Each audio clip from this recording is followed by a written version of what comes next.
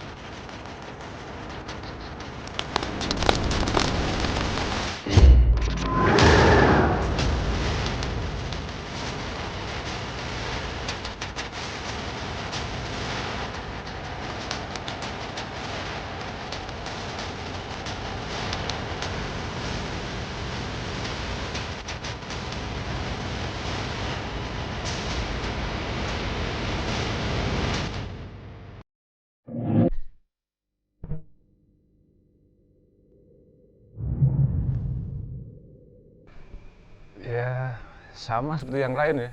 Tapi kan kita harus disiplin. Sebenarnya kaki sama punggung mah udah gatel menggendong ransel ke hutan aja menenteng kamera. Lalu kita tertib lah. Kita hargain juga teman-teman medis ya, mereka yang berjibaku perang terhadap COVID-19 gini ya. Mau nggak mau kita juga harus stay di rumah. Iya. Bukan masalah kita takut sama corona, tapi kan siapa tahu kita nyebarin corona. Kan teman-teman model kita sebenarnya kan kuat-kuat ya Iya. badannya. Kemarin kita ke Indofest ketemu teman-teman ribuan orang segala macam. Nggak mungkin dari ribuan orang ini nggak ada yang kena corona. Tapi memang laporannya tidak ada Iya. yang positif. Bisa juga sebenarnya kita kena, tapi karena kuat kita nggak ada pengaruhnya ketika terinfeksi virus corona itu. Tapi kita bisa menyebarkan ke teman-teman yang lain. Berarti mending paling disiplin kita diem di rumah dulu dah. Karena kita takutnya jadi perantara ya Perantara Om, ke bawa yang lain. Iya. yang lainnya ya. Iya, jadi ya dari Januari sampai sekarang ya di rumah nggak kemana-mana. Paling ya ke kebun aja, ke Iya, iya. kebun nyangkul gitu. Sama mumpung di rumah kita manfaatin kesempatan untuk buka harddisk. Iya. Itu ada berapa puluh tera itu kan harddisk foto, video. Ya kita pilah-pilah lagi, kita nulis artikel lagi, kita kirim ke teman-teman redaksi. Iya. Kita produktif di situ. Selama ini bertahun-tahun nggak sempat di rumah, nggak sempat milah-milah foto, ya kita mulai pilah-pilah foto, kita kasih data eksif segala macam kita rapikan di situ. Ya, jadi kegiatan di rumah tuh harus bener-bener dimaksimalin lah ya. Iya, kita Berarti. produktif di situ lah. Nggak di hutan ya di rumah, sama aja. Nah, terkait pemerintah juga kan katanya mau mengeluarkan kayak ada terobosan baru nih, new normal kan. Hmm. Nah, menurut dari Om Bernard ini dengar-dengar katanya kayak tempat pariwisata atau pendakian itu mau dibuka kembali tapi dengan konsep yang berbeda katanya kan. Iya. Seperti apa? Itu menurut Om tuh gimana tuh? Gini, ceritanya ini agak panjang. Dulu saya pertama kali naik gunung itu Sindoro ya, Iya. di Jawa Tengah. Masih SD mungkin lah. Itu saya naik hanya masih pakai celana biru putih pendek ya, seragam SMP gitu, pakai kaos, cuma bawa jas hujan, sarung, pisau, garam, nasi matang sama lauk, jadi nggak perlu masak di hutan. Udah jalan kaki sampai puncak, turun lagi, ya, pakai sendal swallow aja. Kemudian makin kesini kan teknologi perlengkapan pendakian gunung mulai canggih ya. Iya, semakin canggih. Kita lihat teman-teman mulai naik pakai ransel, bawaannya banyak, pakai jaket, sepatu gunung yang nutup mata kaki, pakai raincoat, sleeping bag segala macam. Kita lihat aneh gitu loh. Kita yang anak lereng gunung, ya kita naik ke Gunung Sindoro, Sumbing Perahu, itu tiap hari kita naik gitu loh. Iya. Tapi begitu lihat perlengkapan baru, ini ngapain sih orang naik gunung aja pakai begitu, norak gitu loh. Tapi kan lama kita ikutin perkembangan zaman. Nah, waktu itu kita samakan seperti sekarang misalnya. Mungkin itu new normalnya zaman dulu ya. Nah, Kita harus ikutin dong, kalau enggak kita ketinggalan. Terus selain kita harus ngikutin perkembangan zaman, kita kan juga harus mengedukasi teman-teman, pendaki-pendaki yang pemula segala macam, nanti kena mountain sickness, kena hipotermia, karena perlengkapannya nggak lengkap. Waktu saya kecil tidak ada perlengkapan lengkap, ya kan saya memang anak gunung, tinggalnya di situ. Puncak gunung itu ya halaman belakang kita gitu loh. Kita nggak perlu perlengkapan lengkap, karena kita aklimatisasi. Nah, sama seperti waktu saya kemudian beralih pakai perlengkapan lengkap pendakian gunung, sekarang pun ketika setelah ada virus corona, ada new normal di pendakian gunung, ya kita harus ikutin gitu loh. Mungkin teman-teman akan merasa ya risih juga gitu loh. Kemana-mana bawa masker, bawa hand sanitizer, perlengkapan juga bawa sendiri-sendiri. Tapi setahun 2 tahun ketika terbiasa, ya biasa aja. Mungkin sekarang risih gitu loh. Tapi memang ada beberapa peraturan yang akan diterapkan itu saya sih setuju untuk mendisiplinkan teman-teman gitu. Kalau enggak ya bahaya. Kita bersabar sampai setahun lah. Setahun ketika antibodi manusia di seluruh dunia mulai terbiasa dengan corona, ya akan seperti virus flu biasa aja. Dulu waktu flu nongol di dunia tahun 1800 kan jutaan orang meninggal juga. Lama-lama kan antibodi mulai kuat, ya kita sekarang flu tidur makan kenyang besok pagi sembuh gitu loh. Ya begitu. Nah, katanya kan misalkan di pariwisata pendakian gunung ini kan dengar-dengar mau dibuka lagi kembali kan tuh, cuman dengan konsep yang berbeda seperti apa gitu kan. Nah, mungkin dari Om Bernard ini punya tips-tips tersendiri lah buat teman-teman yang di sana itu. Ini masih agak rancu ya, infonya kan masih simpang siur. Sempat ada berita Kang Emil ngomong pariwisata dibuka termasuk pendakian gunung, tapi harus sendiri.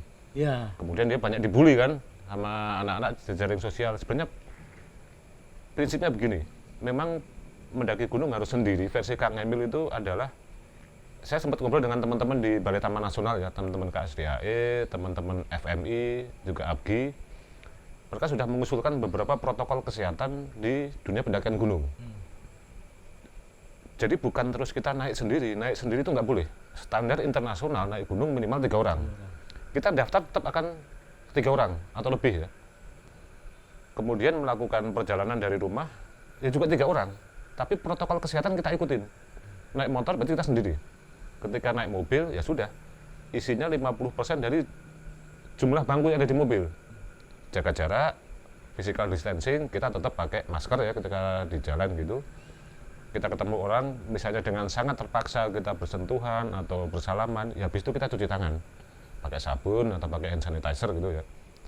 Sampai di base camp atau di pintu pendakian, kita lapor dengan simaksi, ya 3 orang juga. Setelah diizinkan naik, baru kita naik beriringan 3 orang, tapi jaga jarak gitu loh. Oh gitu, wah ini Bukan seru. terus naik izin sendiri, naik sendirian. Iya. Ya lu bunuh diri gitu loh. Kecuali lu memang kenal medan, bukan terus naik sendiri.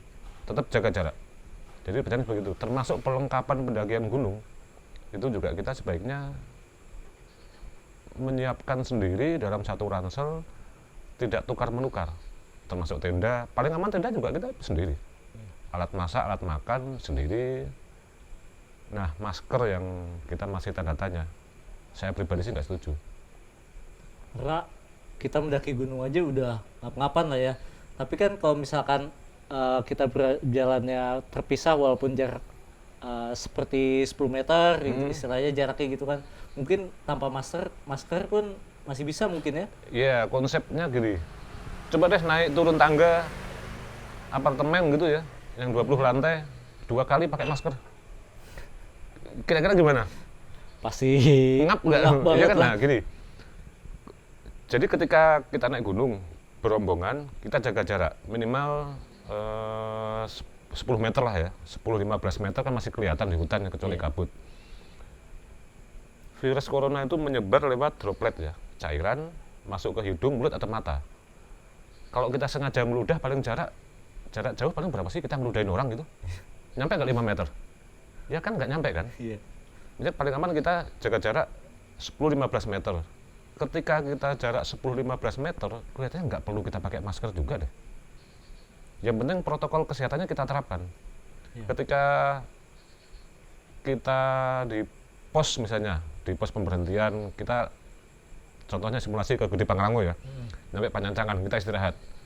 Di situ banyak orang berkumpul, kita jaga jarak lah. Nah, ketika kita bersosialisasi di hutan, banyak teman di situ, baru kita pakai masker. Selain biar tidak ketularan, ya biar kita misalnya kita terpapar virus ya tidak menularkan juga. Cuma pemerintah kadang-kadang himbauannya kan dia meleng mungkin. Iya. Wajib pakai masker, nutup hidung, mulut. Mata bagaimana? Bisa masuk lihat mata loh. Pakai kacamata itu penting. Yang himbauan yang sering lewat di Terlupakan situ lah ya. terlupakan. Mata tidak dilindungi. Pakai mata penting, pakai kacamata itu ya. Nah terus ketika kita kalau ketemu biasanya gimana sih di hutan gitu, Iya, sering sapa-sapaan salaman gitu. segala macam gitu. Sebagai orang timur gitu kita kadang-kadang kita tahu corona Iya. akan nular gitu, tapi mau nggak mau kita salaman juga. Pakailah inilah cuci tangan terus pakai hand sanitizer ya, fungsinya di situ. Tapi ketika di jalan saya tidak sarankan pakai masker. Ketika nggak ada orang ya lepas aja masker gitu loh. Kemudian perlengkapan pendakian. Saya sangat setuju ketika semua pendaki wajib membawa perlengkapan pribadi. Sleeping bag, apalagi kalau sepatu baju itu emang nggak boleh tuker-tukeran ya. Playseat mungkin. Ya flysheet, alat makan, sendok, garpu, piring itu nggak boleh tuker-tukeran. Kalau belum punya peralatan lengkap ya jangan naik gunung dulu. Nah, termasuk alat masak. Alat masak ya kan ada tuh ya model Trangia satu set atau alat masak apapun mereknya gitu. Itu kan cuma enteng, ringan. Ya kita masak sendiri bukan egois ya. Ini masih virus corona masih belum lemah gitu loh. Jadi kita masak sendiri, makan sendiri, bukan terus tidak berbagi bekal. Ya masing-masing punya bekal sendiri. Kalau nggak punya bekal ngapain naik gunung gitu loh. Betul. Iya kan? Karena kita berprinsip harusnya peralatan pribadi dulu baru kelompok ya Om. Iya. Tapi di pendakian normal juga sebaiknya memang perlengkapan pribadi itu termasuk tenda, termasuk alat masak. Biasanya alat masak, tenda kan perlengkapan kelompok. Iya. Adalah tenda-tenda muat 1-2 orang gitu yang memang sama seperti kendaraan ya. Nanti di aturan new normal itu akan seperti itu. Tenda kapasitas 2 orang hanya boleh diisi 1 orang. Tenda kapasitas 4 orang diisi 2 orang. Nah itu saya nggak setuju. Sebaiknya tenda kapasitas 4 orang ya diisi tetap 1 orang. Berarti jangan bawa tenda gede, bawa tenda 1 aja. 1 atau 2. Ini ketika masuk tenda, hujan gitu ya atau dingin, tutup rapat, kita berdua dengan orang, kita nggak tahu dia terpapar virus apa enggak, kita ngobrol. Tenda paling lebarnya berapa sih? 2-3 meter gitu ya, kita bisa ketularan. Paling benar ya tenda mandiri. 1 orang 1 tenda, kalau musim nggak hujan gitu ya, pakai hemok aja cukup lah. Yang penting dia bawa sleeping bag ya. Sleeping bag. Pasti playseat. taruh atas, Iya. itu lebih nyaman lah cuma naik ke gede gitu ya. Musim kemarau tapi suhu dingin, itu harus hati-hati. Apalagi perlengkapan sendiri masing-masing lah, jaga jarak itu aman. Cuma saya dengar kabar malah sementara memang beberapa gunung yang masuk kawasan konservasi tidak akan dibuka dulu. Yang akan dibuka gunung-gunung umum di luar kawasan konservasi, contohnya Andong, Iya. Perahu. Nah, Andong Perahu untuk sementara tidak akan diizinkan untuk menginap. Itu saya setuju. Andong Perahu itu tidak layak kita membuka tenda sebenarnya. Andong sempit loh. Puncaknya itu sempit, tidak layak untuk membuka tenda. Perahu luas. Iya. Tapi kita naik dari Patak Banteng atau Kali Lembu atau Dieng 2 jam sampai puncak kok. Trekking 2 jam dengan beban normal ransel kita gitu ya. Itu ngapain kita harus nginep gitu loh. Jadi untuk membatasi pengunjung ya paling bener nggak usah nginep dulu. Gunung kawasan konservasi saya tidak setuju dibuka sampai akhir tahun. Karena kenapa? Penelitian tentang corona ini belum selesai. Kita tidak tahu apakah virus ini bisa menular ke primata atau ke satwa lain. Ketika kemudian menular ke satwa lain, bisa saja kemudian hidup di binatang misalnya kan virus Iya. ini. Yakin nggak kemudian tidak terjadi mutasi genetis? Kalau terjadi mutasi genetis, kemudian kembali menular ke manusia dengan versi yang sudah berbeda, sudah mutan. Susah lagi kita nanti berantasnya. Iya.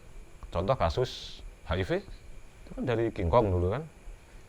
Apalagi Ebola, itu kan sebenarnya virus yang mutan, mutasi genetis.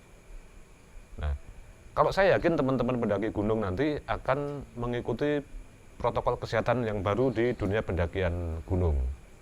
Pertanyaannya adalah pengelola sudah siap atau belum? Nah, itu dia. Iya kan? Karena kan teman-teman suka bandel juga kan. Ya, di luar bandel gini, Gunung Prau itu kadang malam minggu naik bisa ribuan orang. Iya. Daya dukung kawasan untuk ngecamp berapa selama ini? Taruhlah 1.000. Mereka ikhlas nggak? Atau berani nggak membatasi? Ketika kemudian menjadi 500, mereka mau nggak? Iya. Betul. Faktor ekonomi pasti akan berperan di situ kan? Iya. Nah, Gunung Gede Pangrango. Gede Pangrango itu kuotanya kalau nggak salah 600 per malam. Terus. Dari Cibodas, Putri, Selabintana. Di beberapa pintu ini banyak calon nih ya. Iya. Sering meloloskan pendaki. Ya kita nggak perlu sebut pintu mana. Kalau gunung di kawasan konservasi yang dikelola pemerintah, dia nggak perlu tidak mengandalkan pemasukan dari pendaki gunung. Ini kan masuk PNBP ya. Dia ada dana tersendiri. Mungkin dia nggak masalah. Kuota dibatasin, berarti kuota akan diturunkan menjadi separuhnya. Menjadi sekitar 300. Tapi dengar-dengar dari teman FMI, kuota akan diberlakukan 30% dari jumlah kuota sebelum pandemi. Itu mereka mau nggak kira-kira menurunkan kuotanya? Gunung-gunung di luar konservasi saya nggak yakin. Pintu pendakian banyak loh. Iya. Masyarakat nyari duit dari situ. Iya. Nah, ini mereka siap atau tidak? Yang pertama itu. Yang kedua, para ranger sudah dibekali dengan protokol kesehatan untuk SAR atau belum? Nah, ini pertanyaan besarnya. Ketika ada kecelakaan di gunung, teman pendaki gunung mungkin ada beberapa yang punya kemampuan untuk bisa menolong. Pertolongan pertama mungkin bisa menolong. Ketika ada kecelakaan, korban menunjukkan gejala COVID-19, ini protokolnya bagaimana? Iya. Pertanyaan saya, siapa yang harus menolong? Ini saya naik, kemudian ketemu pendaki gunung, gejala COVID, saya nggak berani nolong. Ketika tidak bawa APD lengkap. Nah, ini SOP-nya bagaimana?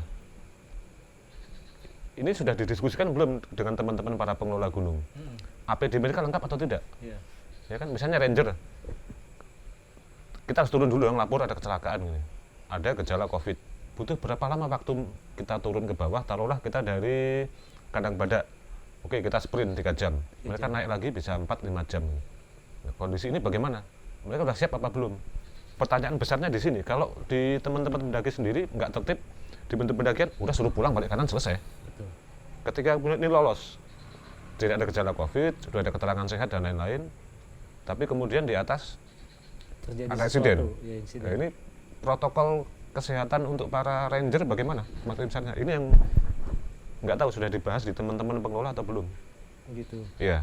Ya. Harusnya memang itu ditekankan lebih dalam lagi ya. Ya, makanya sebelum ini siap, saran saya tidak usah dibuka dulu gunung-gunung yang di kawasan konservasi, karena kalau mereka jelas punya aturan ya, nggak usah dibuka, ya sudah nggak usah dibuka. Yang gunung yang dikelola masyarakat, yang saya takutkan, sudah siap atau belum? Faktor ekonomi nih, ini udah setengah tahun dari Januari mereka nggak dapat penghasilan nih. Pemandu gunung, porter gunung, yang nyewain base camp, warung-warung. Berasa banget lah ya. Ya, setengah tahun ini lumayan ini, lebaran aja kemarin Pot-potannya kita. pada nggak punya uang kan? Iya. Sambil ngopi dulu. Boleh. Nah, itu banyak hal ya. Kalau pendaki sih yakin lah, teman-teman pendaki kan tertib, disiplin ya. Iya. Nggak usah naik, ya nggak usah naik aja. Nyantai dulu Om. Kan dapat banyak pembahasan kemarin kan. Ada yang kecelakaan COVID-19, siapa menolong? Belum ada yang bisa jawab. Iya. Secara kemanusiaan kita bagaimana? Kita lihat ada kecelakaan.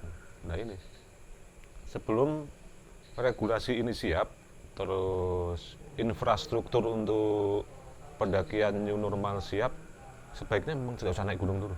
Ditahan dulu ya. Bertahan dulu lah, nggak kemana-mana gunung kok. Betul. Kita terus gini, saya dapat kabar dari teman-teman di Halimun Salak, Gede Pangrango, di Gunung Prau, terus di Gunung Sanggabuana gitu ya. Beberapa satwa liar itu mulai banyak yang keluar, tanaman-tanaman mulai banyak numbuh bagus gitu ya. Ini setengah tahun karena tidak ada orang naik gunung.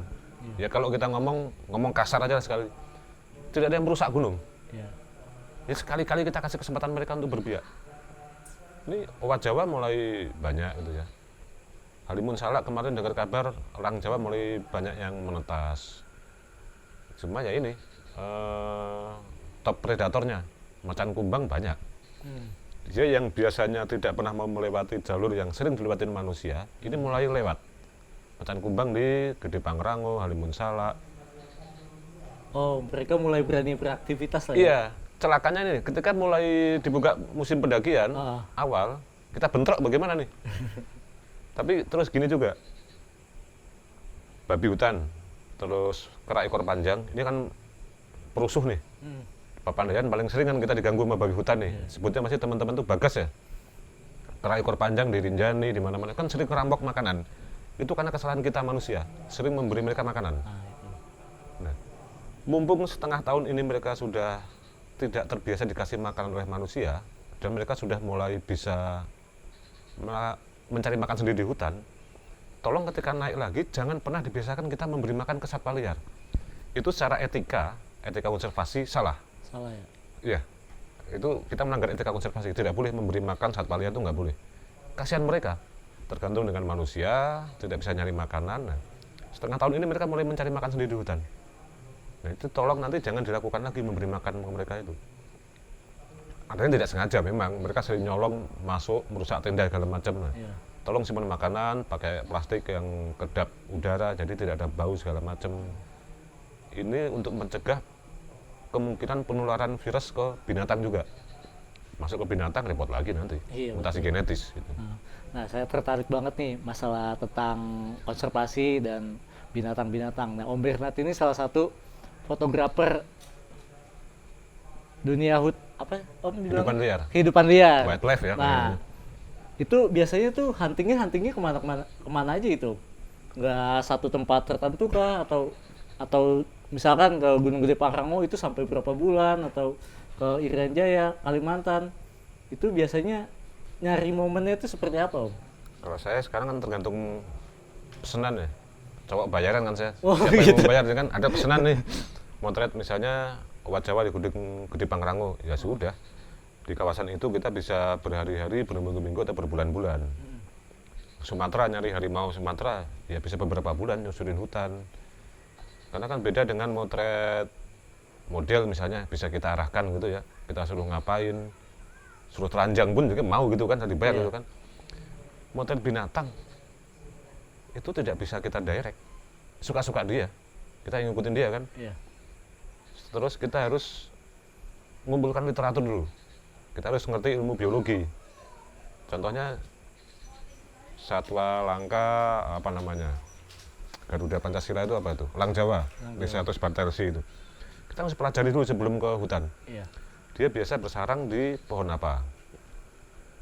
Lebih suka di pohon rasamala misalnya. Yang di tempat seperti apa? Kapan musim kawinnya? Kapan musim netes? Itu kita harus tahu, pelajari semua dulu. Nah, itu informasinya itu Om Bernard itu bisa dapat dari mana? Dari penduduk sekitar kah atau gimana? Ya sekarang kan sudah enaknya zaman sekarang kan sudah ada teknologi ya. Kita ketik di Google aja nyari informasi banyak, walaupun tidak semua benar kan. Tapi kan ada literatur dari para pendahulu kita. Dari zaman Belanda itu sudah ada literatur, buku ya. Buku flora fauna itu kan banyak tuh. Van Steenis itu ya. Itu salah satu rujukan kita misalnya untuk flora pegunungan Jawa kan. Jadi masyarakat sekitar itu juga bisa diandalkan. Beberapa keberhasilan saya motret di hutan itu sebagai pengganti Google saya itu adalah porter saya. Porter saya itu bisa menjadi ensiklopedi, bisa menjadi Google berjalan ketika di hutan. Tanaman mereka sangat apal, binatang sangat apal, perilaku binatang mereka lebih apal dari kita. Para peneliti itu banyak info itu dari para porter setempat itu. GPS kita itu bukan GPS yang device elektronik itu ya, tapi gunakan penduduk setempat. GPS kita itu, dan itu lebih manjur. Mereka lebih apal sumber makanan, perilaku binatang. Kita tanya, binatangnya gimana? Oh, dia Pak, nongolnya sore biasanya nanti. Dia sukanya dekat air. Kalau elang Jawa itu biasanya di pohon rasamala, yang adanya di tebing. Yang di tebing di bawah ada airnya. Burung elang Jawa lebih suka di situ. Ya benar.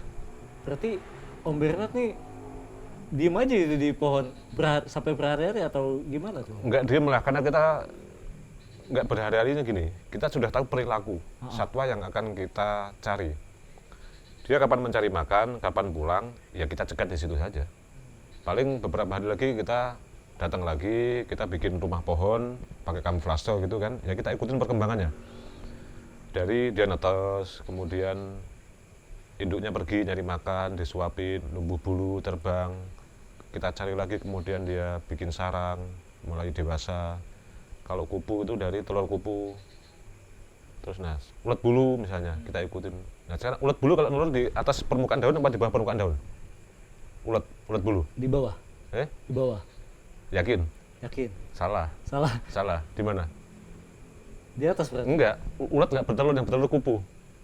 Ulat bertelur. Enggak bertelur. Yang bertelur kan kupu Oh bertelur, iya, netas, ulet jadi kepompong kan? Iya, Sampai iya. di situ. Itu kita ikutin dari telur kupu itu netas, sampai jadi ulet, sampai jadi kepompong, sampai jadi kupu lagi. Contohnya Gila. begitu. Itu Best kan caranya moment cuma berarti. berapa hari. Kalau burung itu kan, ya kita ikutin sama dari netas gitu. Jadi perilakunya yang kita amatin, kita rekam. Kalau hanya burung terbang saja ya buat apa gitu loh. Iya. Kita kan sekaligus melakukan penelitian. Ya bisa berbulan-bulan di hutan. Nah, itu kan terkait tadi kan katanya ada pemesan gitu ya. Itu pemesannya biasanya itu dari mana? Dari pemerintah kah? Atau dari individual atau dari Individu jarang, lembaga biasanya lembaga konservasi, majalah, paling banyak majalah lah. aja lah. Majalah, beberapa LSM di bidang konservasi itu banyak. Pemerintah, ya ada, pemerintah itu Dinas Kehutanan ya, Kementerian Kehutanan, terus BKSDA. Selain mereka pesan pun kadang-kadang ketika kita masuk kawasan mereka, kita melakukan penelitian sesuai undang-undang kan kita wajib melaporkan hasil penelitian kita, termasuk hasil foto dan video. Iya. Kita kasih ke mereka. Tapi lebih banyak saya kirim itu ke agensi saya di luar negeri. Jadi ada agensi yang dia memang sering memesan foto dan artikel. Mereka jual lagi untuk majalah, untuk ya macam-macam lah kepentingan mereka, untuk advertising begitulah. Nah, selama pencarian itu tuh Om, biasanya Om tuh ngerasa pernah ngelihat binatang yang unik gak sih? Maksudnya tingkah lakunya atau cara dia bertelurnya? Kalau cara bertelur semua sama, semua unggas itu sama. Tapi beberapa yang menarik mungkin ini ya, burung bukan bertelurnya, tapi proses perkawinannya. Cendrawasih paling bagus, ada ritualnya. Di Papua itu yang di Raja Ampat itu kan banyak cendrawasih ya. Salah satunya cendrawasih Wilson misalnya, atau cendrawasih botak, itu Cincinnatus respublica ya nama latinnya. Itu dia burung cendrawasih tapi kecil, bukan cendrawasih merah seperti yang sering kita lihat gambaran umum ya, karena ada sekitar 35 sampai 40 spesies cendrawasih mungkin. Indonesia punya itu.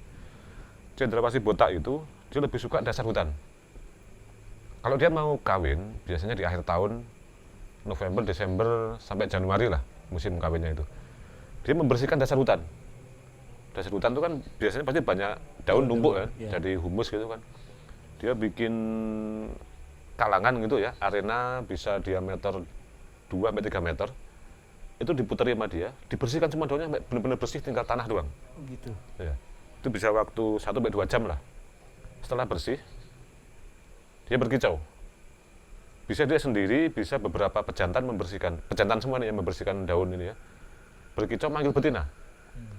Pernah saya yang lihat itu, satu pejantan membersihkan daun, bikin arena, berkicau, manggil betina. Betinanya nongol di atas. Beberapa. Ada juga yang dia bertiga membersihkan dasar hutan, kadang berantem nih mereka nih, pejantan semua kan. Iya, iya. Betinanya satu nonton.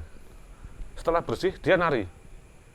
Oh, yang warna hitam itu kan? Ya, kalau yang Wilson itu warnanya hitam, kepalanya botak. Kayak penari balet gitu Iya, ya? warnanya kepalanya sini botak itu warna hijau sama merah. Hijau merah biru gitu nah. Ini nari. Kalau menurut betinanya tariannya bagus, dia turun mau dikawinin. Kalau enggak. Ada yang kemudian 3 pejantan nari, betinanya 1.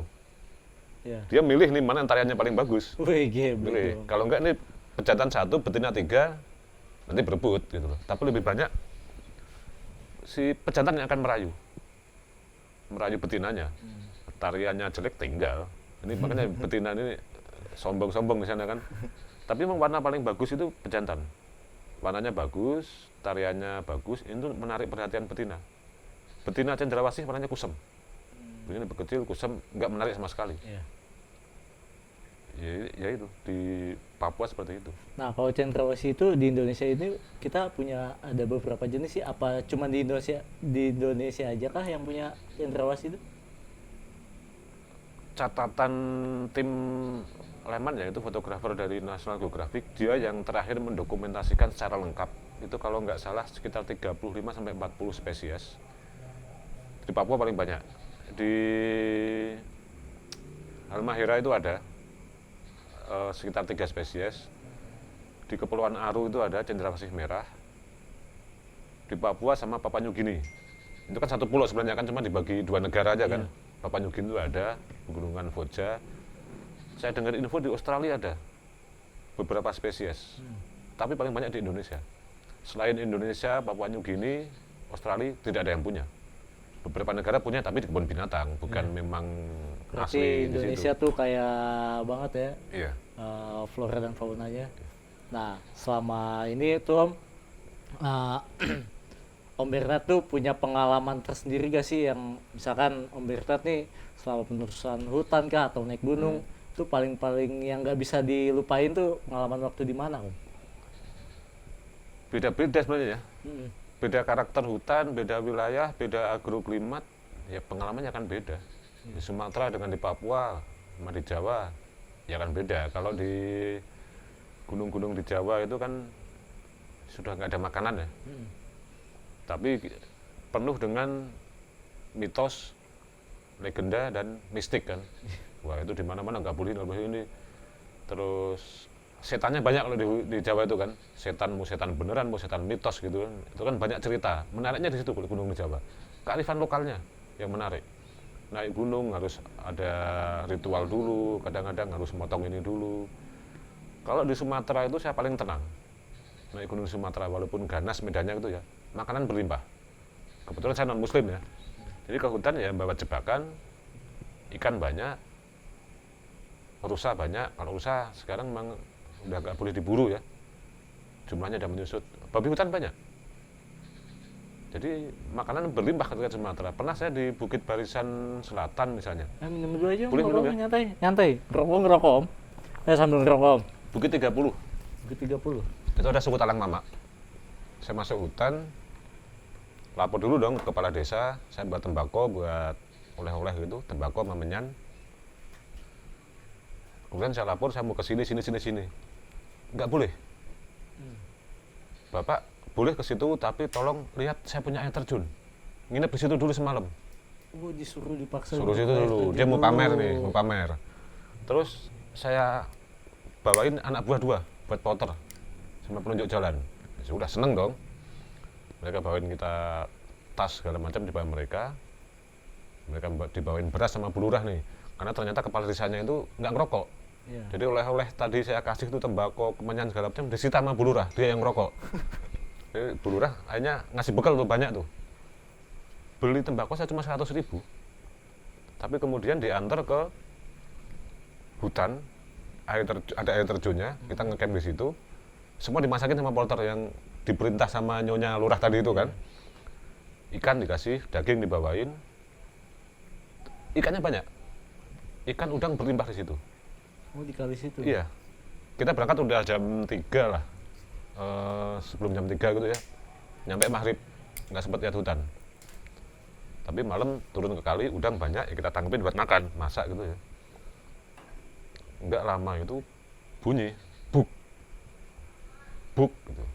Bapak tunggu sebentar di sini. Pergi ke hutan dia, Iya. nenteng durian. Durian. Itu durian tembaga. Durian tembaga itu bisa segini besarnya. Satu pongginya itu segede-gede gini. Iya. Bijinya segini. Warnanya kuning emas, manis, campur pahit. Pahitnya itu karena dari alkohol yang tinggi.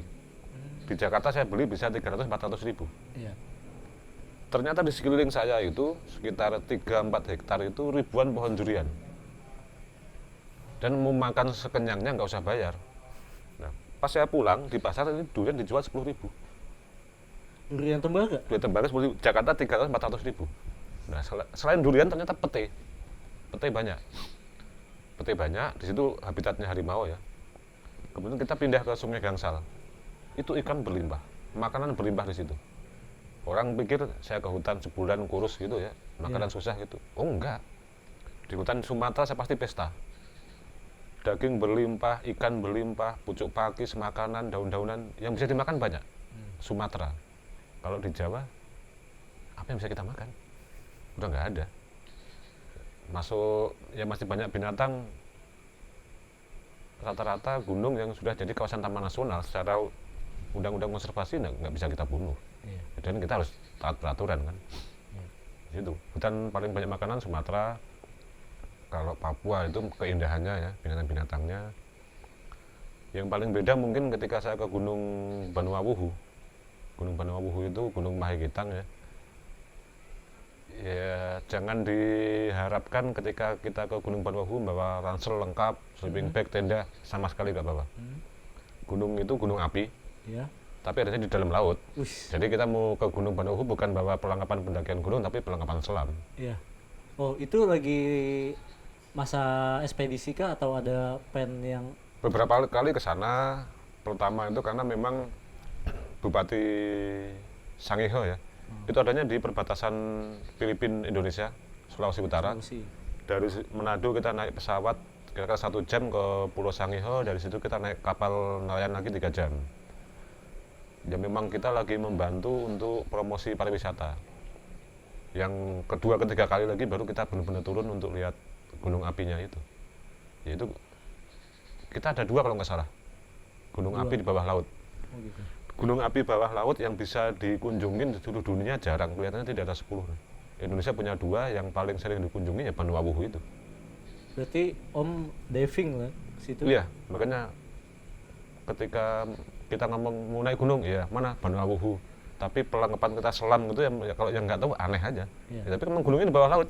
Jadi kita buat naik gunung, tapi mau ke puncaknya kita turun. Pakai perahu, pakai alat selam gitu. Itu di perbatasan Indonesia Filipina lah, perairan Sangihe itu. Nah di sana terdapat apa aja tuh? Dulu berapa itu berarti masih aktif? Masih aktif. Masih aktif Ini banget. Vulcano underwater masih aktif. Terus ketinggian puncaknya itu kalau air surut sekitar 5 meter di bawah permukaan laut. Kelihatan dari permukaan laut tuh. Kalau misalkan lagi surut gitu. Kalau visibility-nya bagus, ya puncaknya sama-sama kelihatan. 5 meter ya. Iya. Terus ketinggian gunungnya sendiri dari dasar laut 600 meter. Saya sih hanya lihat puncaknya aja. Terumbu karangnya di sisinya mulai nongol, berarti kan dia lama tidak meletus ya, perairannya memang bagus. Tapi masih ada gelembung-gelembung belerang, terus suhunya memang agak hangat, karena gunung api aktif. Itu menarik itu di situ tuh. Kalau mau pengalaman baru lagi, biasa naik gunung ke hutan, nanjak. Sekali-kali naik gunung tapi kita nyelam lah, itu Gunung Banuawuhu itu ada. Gila, persiapannya. Ya belajar nyelam dulu, ngurus license dulu lah. Kalau enggak kita nggak boleh nyelam. Kita tetap kan punya license nyelam baru. Kalau enggak, misalnya kita berangkat ke Manado, nyebrang, kita mau sewa alat selam nggak punya lisensi nggak boleh juga. Iya. Nggak dikasih. Karena memang harus istilahnya sertifikatnya harus komplit lah ya. Iya. Nah berarti waktu ke gunung itu penelitian juga berarti ya? Sebenarnya secara langsung penelitian enggak, karena lebih banyak saya kan berperan sebagai jurnalis ya, jurnalis foto. Kemudian ketika harus penelitian kan, ketika untuk menulis atau memberi caption foto, apa yang saya tulis harus bisa dipertanggungjawabkan. Iya. Ketika kemudian membutuhkan penelitian, ya itu memang harus dikerjakan. Contohnya ketika kita punya sekitar 80, dunia punya 80 spesies kantong semar ya, Nepenthes. Indonesia itu sekitar 60%-nya. Nepenthes itu kan terkenal sebagai tanaman pemakan serangga atau karnivora. Satu spesies, Nepenthes ampullaria, ternyata bukan karnivora. Dia pemakan daun-daunan, berarti herbivora dong. Ketika saya mau menulis ini adalah herbivora, bukan karnivora, saya harus mempertanggungjawabkan tulisan saya. Saya harus ke hutan, motret, kemudian saya ambil sampel cairannya, kemudian kita harus melakukan penelitian enzim mencerna proteinnya ini mencerna protein hewani atau nabati. Saya harus bawa ke lab dong, Iya. minta bantuan teman-teman di lab. Ketika kemudian terbukti enzim mencernanya adalah mencerna protein nabati, berarti benar nih herbivora, baru saya boleh nulis. Jadi penelitiannya, ya fair-fairannya terpaksa, karena saya harus mempertanggungjawabkan tulisan dan foto saya. Ketika saya tidak ngomong ini herbivora nggak masalah, tapi ketika saya ngomong ini herbivora, bisa bertanggungjawabkan saya ilmiah apa tidak. Jadi kita memang agak susahnya di situ. Ketika kita memotret, menulis ilmiah, harus bisa bertanggungjawabkan. Makanya bukan sengaja penelitian, tapi memang itu ya include dalam pekerjaan. Gitu. Kalau yang tulisan-tulisan ringan nggak perlu pertanggungjawaban ilmiah, yang nggak usah penelitian. Tapi biasanya otomatis kita motret burung, kita nungguin, kita mencari informasi, dia sarangnya lebih suka pohon apa sih sebenarnya, kapan nyari makan, dia nyuapinnya jam berapa, kita pengen tahu yang disuapin itu apa sih sebenarnya. Ketika di Pulau Rambut misalnya, saya kan sering diserbu sama mereka nih, motret di bawah, mereka nggak suka gitu kan, habis nyari makan, beberapa bebek laut itu, pucuk padi, disimpan dulu tembolok dong, makanannya itu kan, itu kalau nggak suka sama manusia, terbang di atas, dilepahin tuh ke kita, ngebom, itu bisa berombongan, bisa 100 burung bareng-bareng gitu, yang ngebom dilepahin lagi gitu, dan yang udah ditembolok beberapa jam itu kan bau tuh. Kita korek dong, entertain apa? Oh, isinya cumi, misalnya ikan ini, ikan ini, ikan ini. Ini sebenarnya kan udah bagian dari penelitian. Oh, ternyata makanan pucuk padi binatangnya ini. Otomatis kan itu sebenarnya termasuk penelitian ringan gitu loh. Jadi wajib dilakukan sebenarnya. Oke nih Om, sebenarnya gue dari tadi mungkin sama penonton juga penasaran nih Om. Lo lebih dominan kemana sih? Fotografer kah, pendaki gunung, apa ngubek-ngubek hutan? Lo kan yang gue tahu Om Irnati kalau ke hutan lama banget tuh, sampai 3 bulan, sebulan baru pulang. Gini, sebenarnya teman-teman tahunya kan saya pendaki gunung. Saya nggak suka naik gunung. Dan ini saya baru ngomong sekarang, teman-teman mungkin nggak ada yang percaya. Saya punya penyakit takut ketinggian. Wah, masa sih? Iya, serius. Tapi saya, ya alhamdulillah, pernah berada di hampir semua gunung di Indonesia dari Aceh sampai Papua. Tapi saya takut ketinggian. Dari kecil. Karena takut ketinggian, saya paksa tiap hari untuk berada di ketinggian. Tapi ini udah 6 bulan lebih ya. Dari 2019 akhir itu saya nggak pernah berada di gunung gitu ya. Karena corona Januari kan, lebih kemana-mana. Nanti ketika berada di ketinggian gitu ya, kalau gunung pendek, hutan lebat kan nggak begitu kelihatan ya. Ke Rinjani misalnya, pas mau ke puncak itu, tebingnya kan tinggi tuh. Ini pasti penyakitnya akan kumat lagi. Tapi nggak separah bapak saya.